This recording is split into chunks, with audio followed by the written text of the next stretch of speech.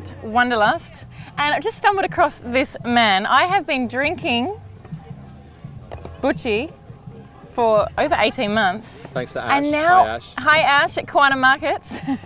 Now I get to meet this man. This is Jace. Hello, Jace. Hello. Hi, Lauren. Tell me, it was nice to see you sitting down. How often do you get to do that? It was nice to sit down. Sorry, I interrupted you. No. Pleasure. How often do I get to sit down? Just in those very, very few blissful moments. Yeah. And in fact, I prefer to lie down. My hammock is my muse. You asked me what fills me up before. It's just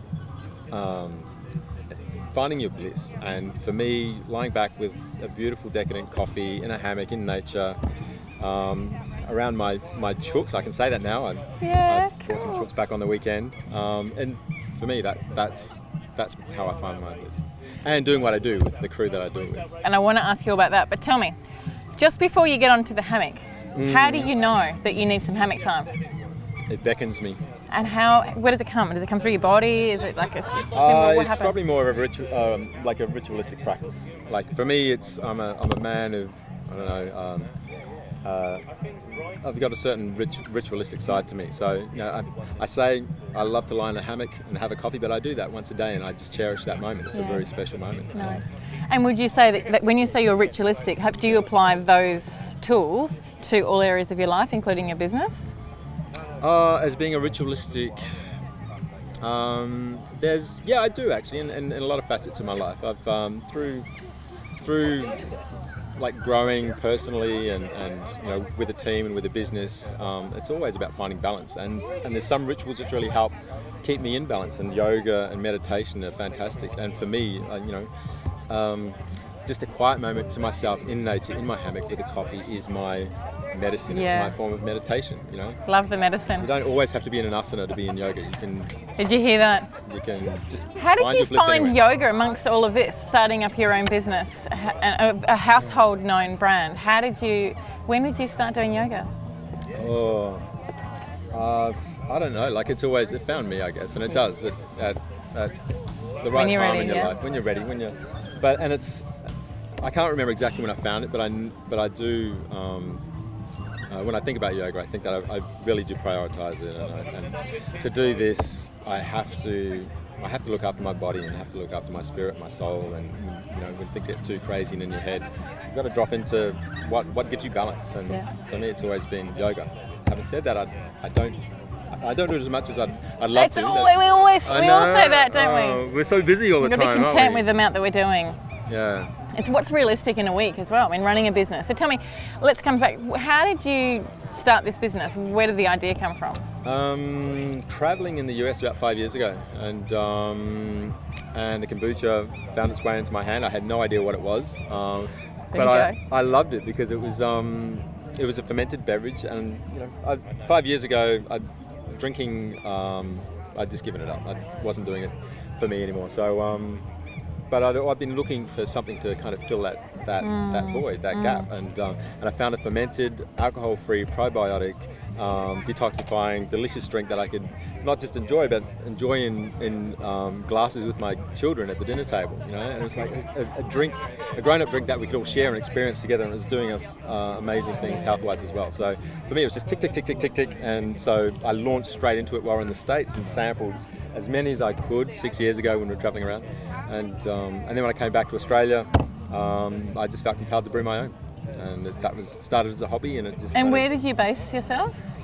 Started off out of my daughter's school, Brisbane Independent School. I registered in the commercial kitchen there, and steeped our tea and sugar, and then some of the facilities moved into a house. Like every good business, you've got to have a bit of a garage element.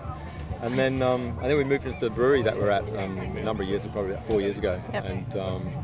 And it's just grown. That's from our there. home, and it's kind of grown, and we're kind of outgrowing it. So wow. And for the yogis that are watching, because most people watching are yogis. Why? Give us a couple of benefits as to why they should be drinking it.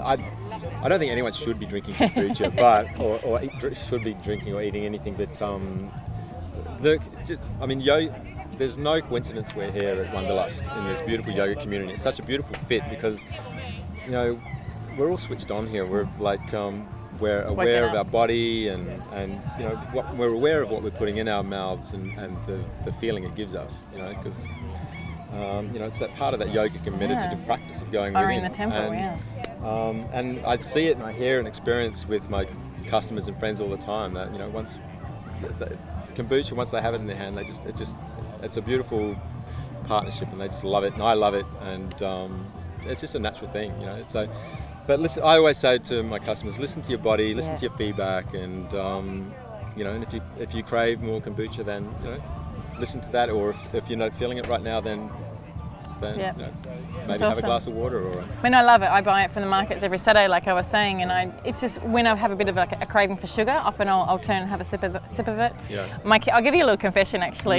Chase. I've got a 4-year-old and a 5-year-old, and they do get cold sores from time to time, and so I always get them to have kombucha. So my kids don't actually call your buchi kombucha. I'm sorry, they call it medicine. cold sore juice. No way. They call it cold sore juice, and I kid you not, it has been so good for our household because it has really, really helped them with it. Yeah. And they know as soon as it's coming on, they're like, I need cold sore juice. You could do a really cool little ferment called a ginger bug. Yeah. You look it up, and I'm happy to tell you about it. But basically, it's just grate ginger, sugar, water, stir it vigorously until it starts to bubbling and ferment, and cover it and let it breathe. And that is the best first line of defense to your medicine cabinet, any family's medicine cabinet. Yeah. Thank you for My that kids tip. grab it with white knuckles whenever they absolutely Really? need it, and it's sprung them out of fevers and sore throats and coughs and all sorts. So That's a great tip. and you only need a good hand of ginger and some sugar and water and a bit of elbow grease, and there you go. It sounds too easy. Well, wouldn't we be doing it? And Jace, you're a legend. You Lauren. brought kombucha to so many households. You're here at Wanderlust, which is great to have you representing something that's so healthy for all of us. So if you have any questions, let us know. We'll put all Jace's details up underneath this video. It's an honour to meet you and to learn about how you fill up your own love tank. And look forward to seeing plenty more buchi around the place. yeah, thanks, Lauren. Love you to talk to you too. Namaste. Namaste.